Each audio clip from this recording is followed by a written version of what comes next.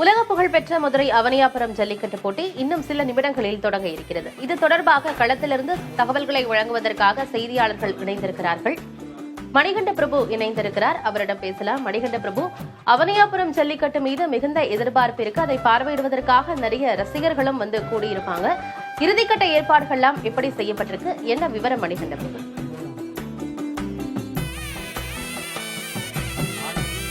பண்டிகையொட்டி உலக புகழ்பெற்ற அவனியாபுரம் ஜல்லிக்கட்டு சரியாக காலை 7 மணிக்கு தொடங்க இருக்கிறது. இந்த போட்டியை வணிக வரித்துறை அமைச்சர் மூர்த்தி கொடியசைத்து தொடங்கி வைக்க இருக்கிறார். வீரர்களினுடைய உறுதிமொழி ஏற்புடன் இந்த போட்டி நடைபெற இருக்கிறது. தற்போது முதல் நிகழ்வாக ஜல்லிக்கட்டில் பங்கேற்கக்கூடிய காளைகளுக்கு இறுதிக்கட்ட மருத்துவ பரிசோதனை என்பது நடைபெற்று வருகிறது.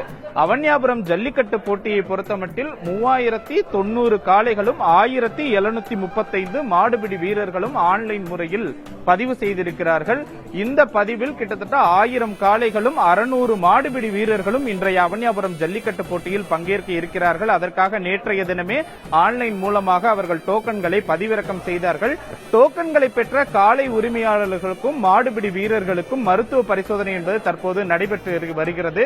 நாம் தற்போது நின்று கொண்டிருக்கக்கூடிய பகுதி என்பது அவனியாபுரம் கால்நடை மருத்துவமனை பகுதி. இந்த பகுதியில் தான் ஒரே நேரத்தில் 10க்கும் மேற்பட்ட காளைகளுக்கு மருத்துவ பரிசோதனை என்பது நடைபெற்று வருகிறது.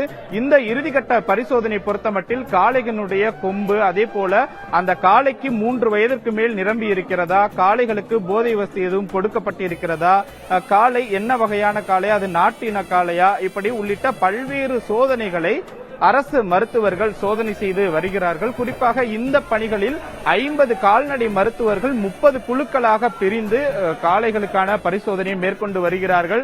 அவனியாபுரம் ஜல்லிக்கட்டு போட்டியை பொறுத்தமட்டில் 2100 காவல்துறையினர் பாதுகாப்பு பணிகளில் ஈடுபட்டிருக்கிறார்கள். காளைகள் பரிசோதனை பொறுத்தமட்டில் அரசால் வழங்கப்பட்ட ஆன்லைன் டோக்கனில் இருக்கக்கூடிய காளையும் தற்போது களத்திற்கு கொண்டு வரப்பட்டுள்ள காளையும் ஒன்றா என தீவிரமாக சோதனை செய்யப்படுகிறது.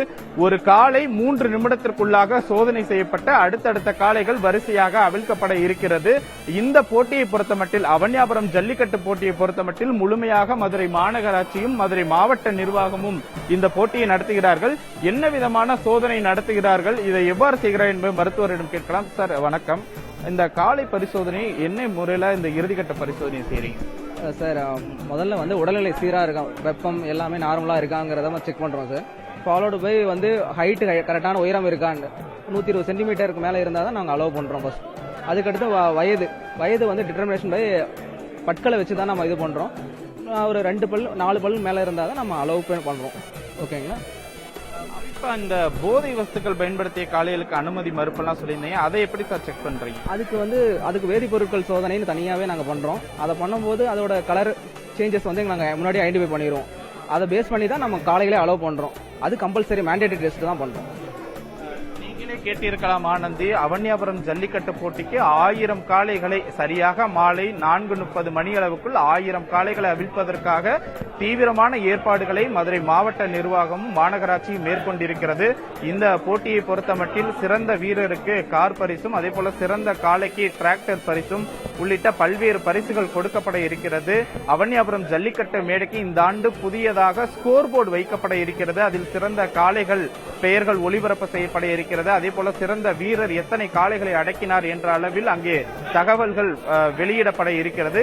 இப்படியாக இந்த ஆண்டின் மதுரையில் நடக்கக்கூடிய முதல் ஜல்லிக்கட்டு போட்டியான அவனியாபுரம் ஜல்லிக்கட்டு போட்டிக்கு அனைத்து ஏற்பாடுகளையும் மிக சிறப்பாகவும் தீவிரமாகவும் மாவட்ட நிர்வாகம் செய்திருக்கிறது. ஆனந்த், இன்னும் சில நிமிடங்களில் மதுரை அவனியாபுரம் ஜல்லிக்கட்டு போட்டி தொடங்க இருக்கிறது. அதற்கான இறுதிக்கட்ட ஏற்பாடுகள்லாம் தீவிரமாக செய்யப்பட்டிருக்கு. களத்திலிருந்து தகவல்களை வழங்கியமைக்கு நன்றி மணிகண்ட பிரபு.